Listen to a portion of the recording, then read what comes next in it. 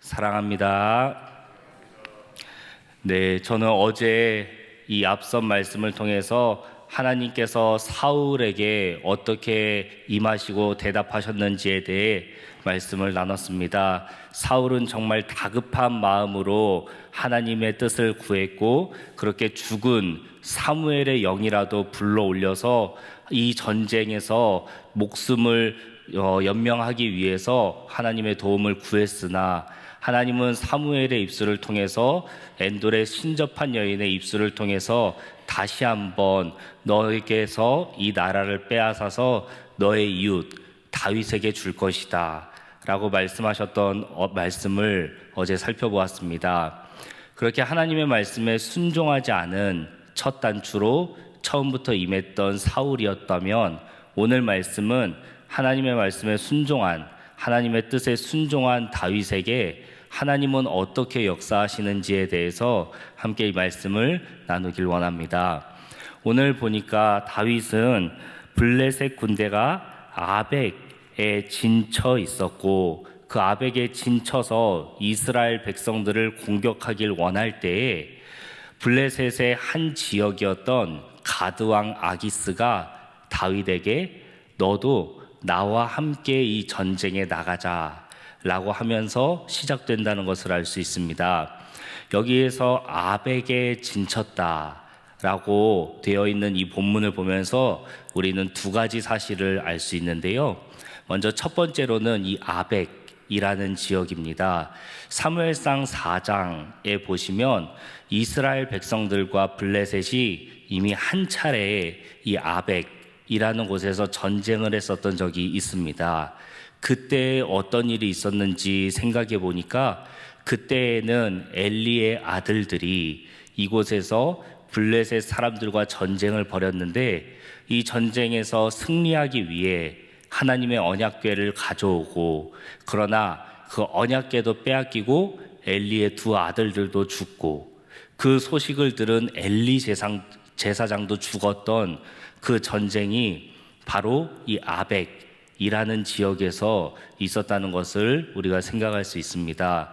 그러면 그렇게 비참하게 이스라엘 백성들이 패배하고 민족의 지도자였던 엘리가 죽었던 그 전투가 아벡에서 있었다면, 이제 이 사무엘상이 끝나가는 무렵에서 이 다시 한번 아벡에서 블레셋과의 전쟁이 있는데, 과연 이 전쟁에서는 이스라엘 백성들이 참패를 면할 수 있을까?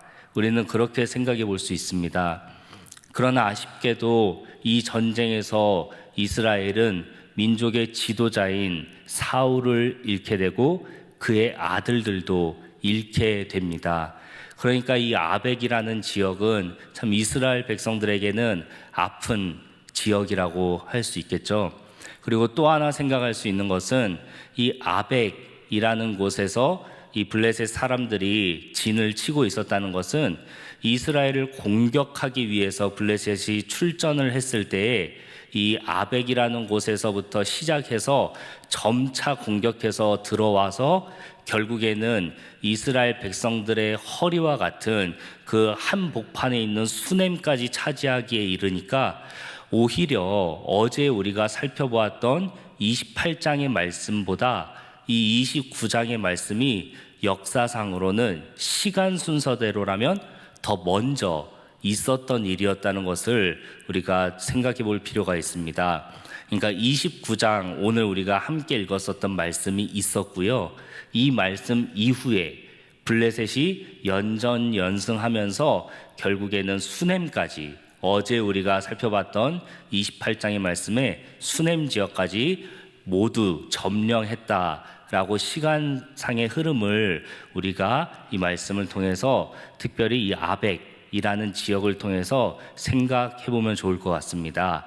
이렇게 아벡에 진쳐 있을 때 블레셋의 가드의 왕 아기스는 다윗을 불렀습니다.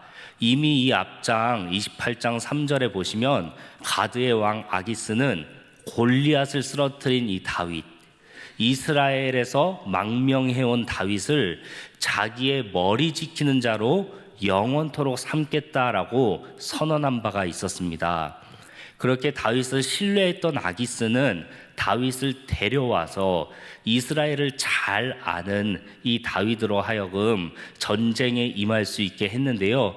정말 다윗에게는 난처한 상황이 아닐 수 없죠. 이 전쟁에 나가지 않으면 오히려 블레셋 사람들에게 너는 이스라엘 사람이라서 이 전쟁에 안 나가는구나 하면서 미움을 받고 죽임을 당할 수도 있는 상황이죠.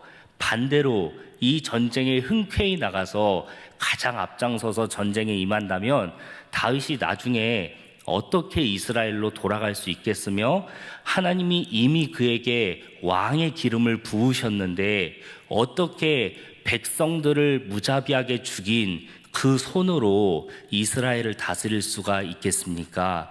그러니까 전쟁에 나가지 않아도 정말 어려운 상황이 다윗에게 닥쳤습니다. 그러나 다윗은 아기스 왕의 말에 순종해서 그 전쟁에 나가겠다라고 얘기하고 따라왔습니다. 그런데 오히려 다윗을 막고 나선 사람들은 이 아기스가 아니라 블레셋의 다른 나라의 왕들이었습니다. 오늘 성경에 보면 방백들이라고 표현이 되었는데요. 블레셋은 5개 국가가 연합해서 만들어진 연합국입니다. 그런데 이 아기스라는 사람은 가드 지역, 블레셋의 가드 지역이라는 곳의 왕이었을 뿐이지 이 전체 블레셋의 왕은 아니었습니다. 그래서 아무리 가드의 왕 아기스가 다윗을 전쟁에 데리고 가고 싶다 해도 나머지 왕들이 안 된다라고 하면은 아기스조차도 마음대로 할 수 없는 것이 바로 이 연합국의 특징이었죠. 그런데 그 나머지 왕들이 어떻게 다윗을 데리고 나갈 수 있느냐라고 아기스를 막았던 것입니다.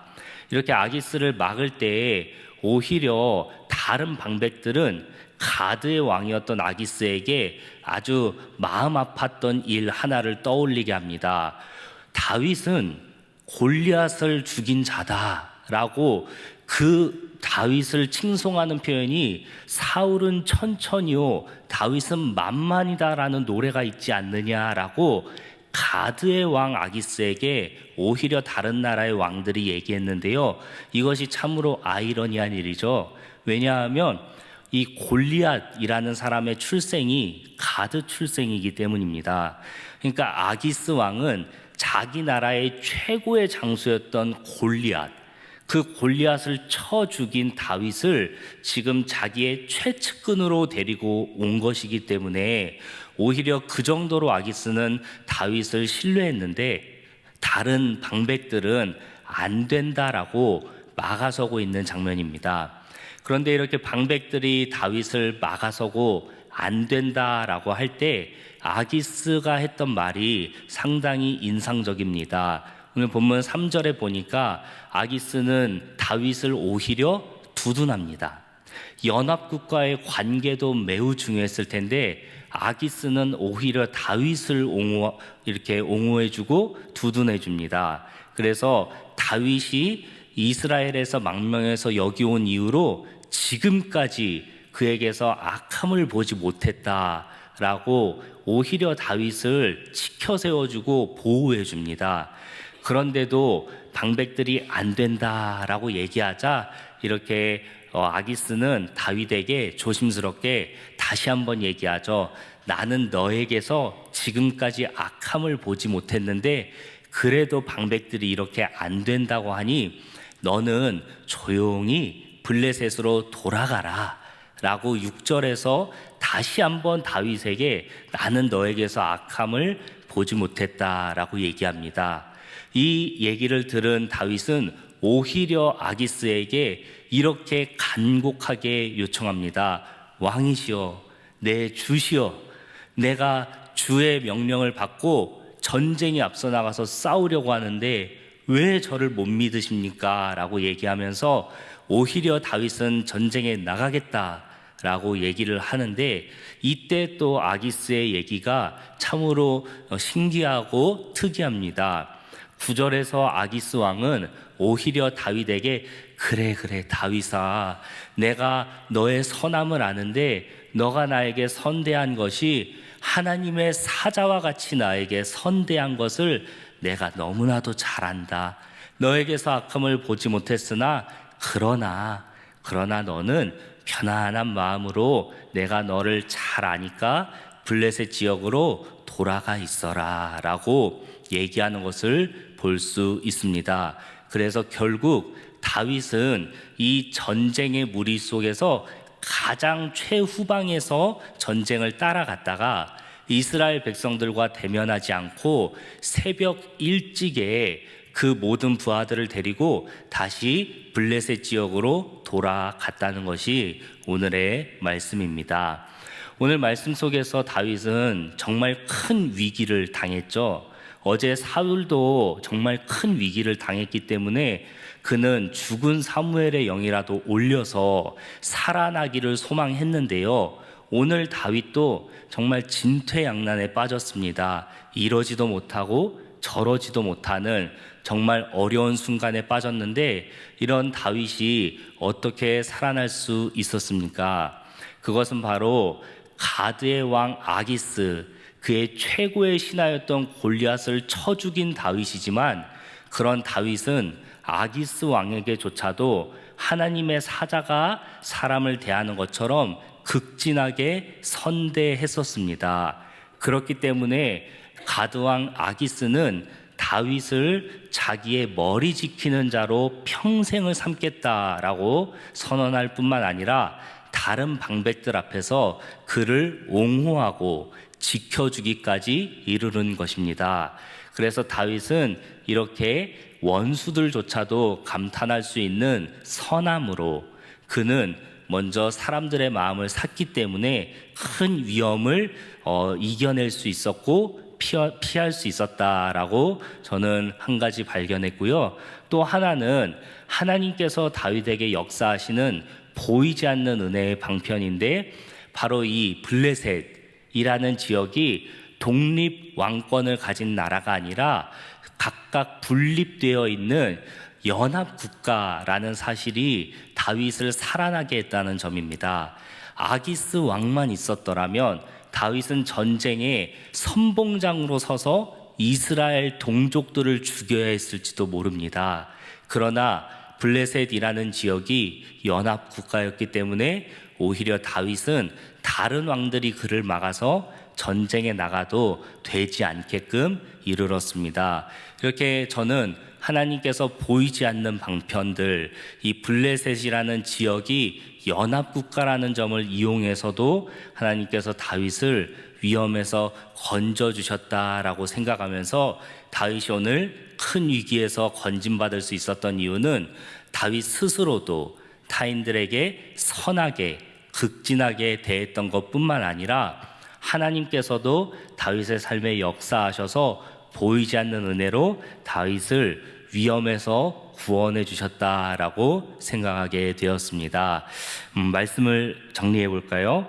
오늘 말씀을 통해서 다윗은 본인의 선함과 또 하나님의 보이지 않는 역사를 통해서 큰 위험에서 벗어날 수 있었습니다.